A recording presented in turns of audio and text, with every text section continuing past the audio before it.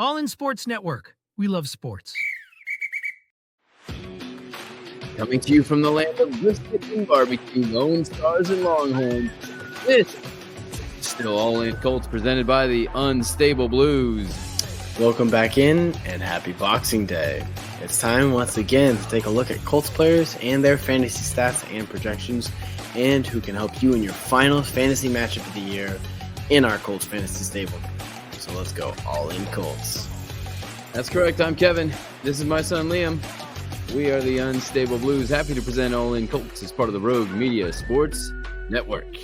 Yep. Hopefully you got everything you wanted for Christmas. I'm sporting my new Colts sweatshirt from my loving, adoring wife. Yes, and I am supporting Mickey Mouse because I ran out of Christmas stuff already. I mean, it's okay. It's the day after Christmas. It's Boxing Day. That's celebrated in the UK.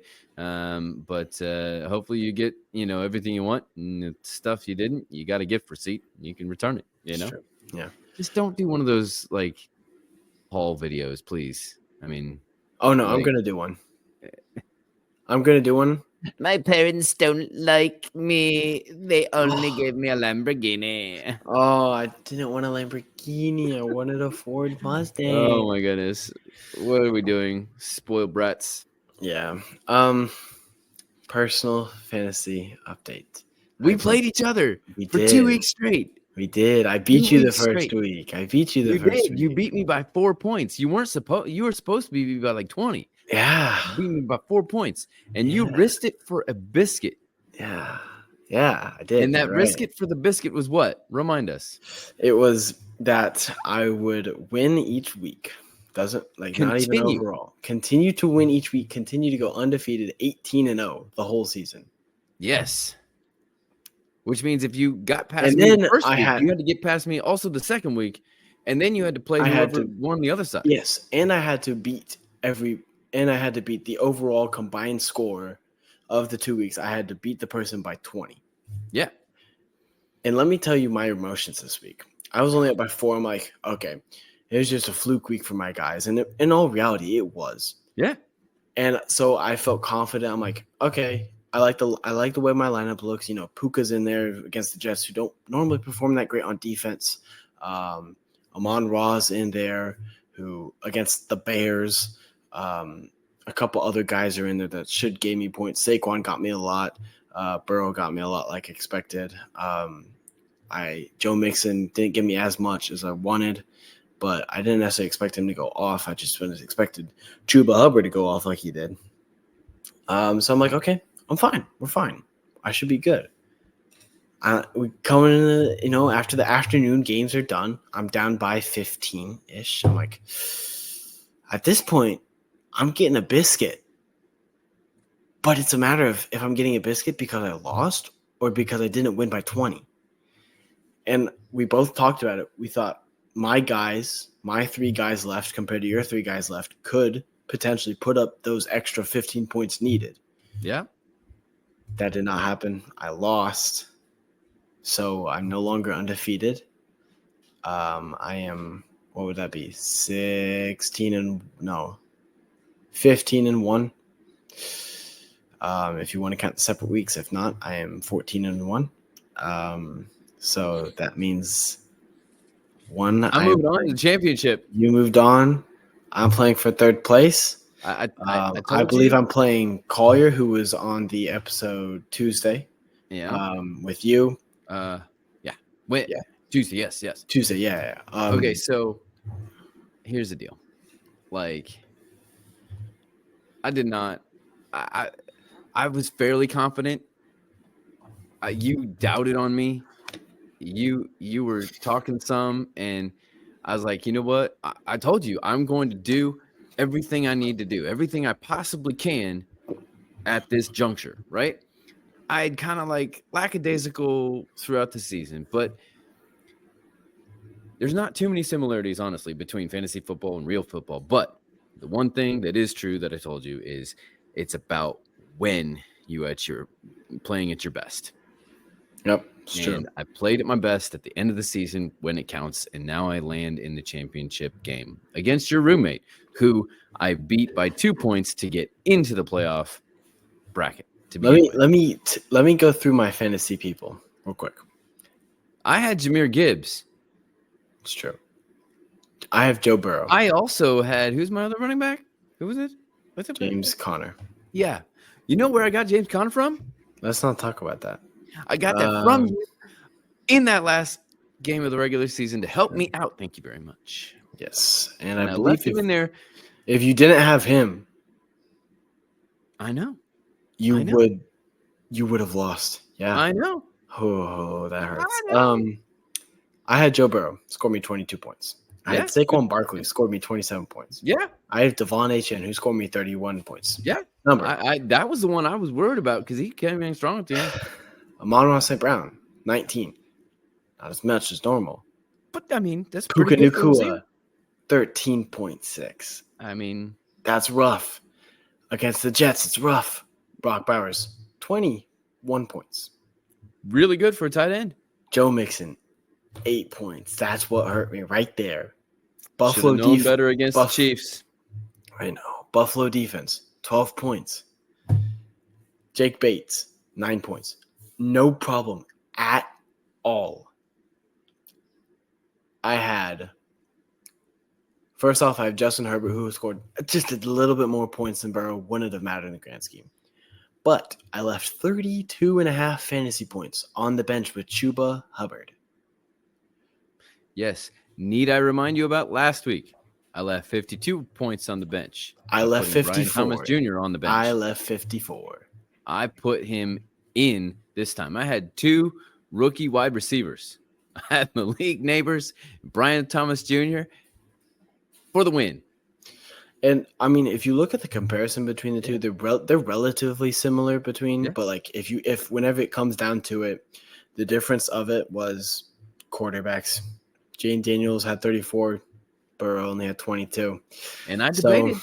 I debated because I got Bo Nix, and I was like, or no, I got Sam Darnold. I've switched, and I was like, Sam Darnold. If you Jay would have Daniels, gotten, I was like, if you would have used Sam Darnold, I would have won. I know, but I went with my best gut, and that was it. So that means I get a biscuit. you get a biscuit in the face. Enjoy.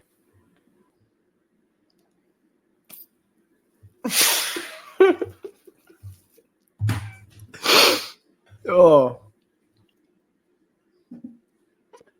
How was that? did not feel good. Although I bet you the brisket that you are going to get. Hold on. The Colts need to lose both of the last ones. Yeah, and they play in New York, Mm. and they play the Jaguars. Yeah. We will This talk was more my about two. This is my 2 picks of the games that they would lose. So Yep. We'll talk more about the Giants game tomorrow. tomorrow. Yeah. So For now, enough about our personal fantasy stuff. Let's go through the Colts players, and let's do it in a somewhat quickly fashion. Bless you. my bad. Here we go. We're good. Anthony Richardson. Yep. 20 points for him. His comparison, better than he has been. Yep. His projection for next week, 17 points. I say this every week they are. Put him in if you want to. At your own risk type of thing. It really, I think, depends on the defense that he's playing against. I think I'd agree. I think it And also I'm depends. not so sure. That Giants defense could be pretty tough, but it also may be wet and rainy and cold. More of a run game, which is in favor of our running back as a quarterback.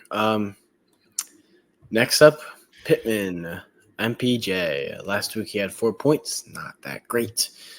His projection, once again, is 10 points. I don't understand why it's this high anymore. He scored 10 points 2 or 3 times this season. It's that, like, don't put him in. That is my advice to you. Okay. I am past the point of maybe. No, just don't put him in. All right. Next up, Adonai Mitchell. Last week he had Mhm. 5. He had his longest career reception at 36 yards, I believe. Yep. His comparison better than he has normally. His projection is 4. 4 points is not a lot at all, especially if you are in the playoffs. You should not play a 4. If you are in the playoffs, you do not have the option to play a 4-person points because you're better than that. Yep. Sorry, that biscuit really got me. We're like tearing up and everything. We're good. Alec Pierce, 0 points. He did not play. Concussion protocol.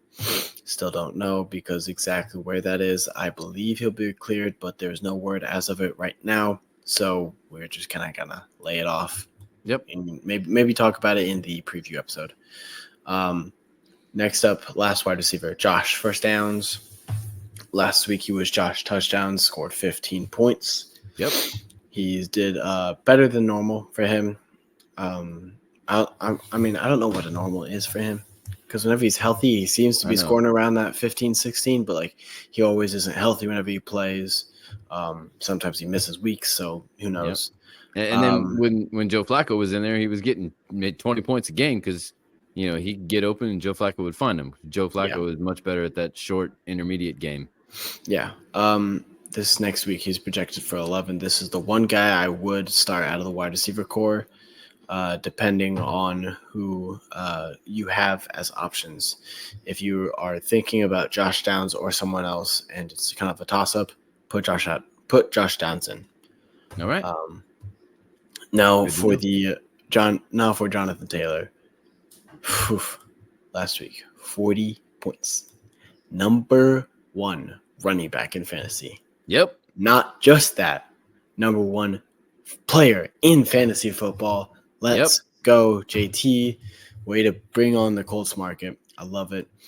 Also, another quick thing about bringing on the Colts market. Haven't talked about it that much this season. Just kind of hinted at it and stuff like that. Zaire Franklin still in the lead for tackles. I believe he's at 151 and Budda Baker's at 148. I believe that's where it's at right now. There you go.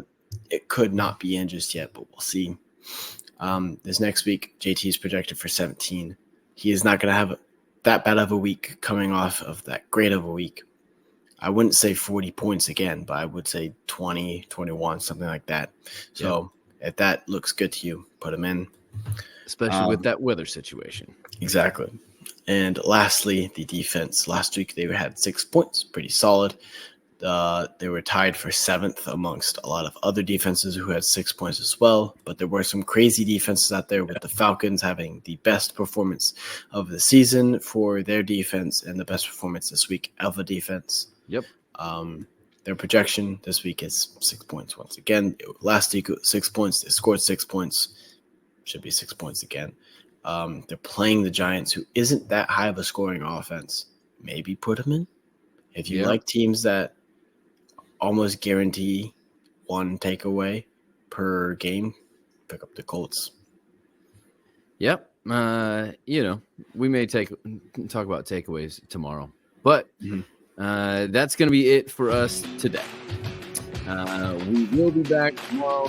Finish off this holiday week with a preview of the Colts' visit to New York for the holidays. How can they avoid giving the Giants a gift or a chance at a New Year's resolution? Well, this is Liam. And this is Kevin. Reminding you to stay all in Colts. All in Sports Network. We love sports.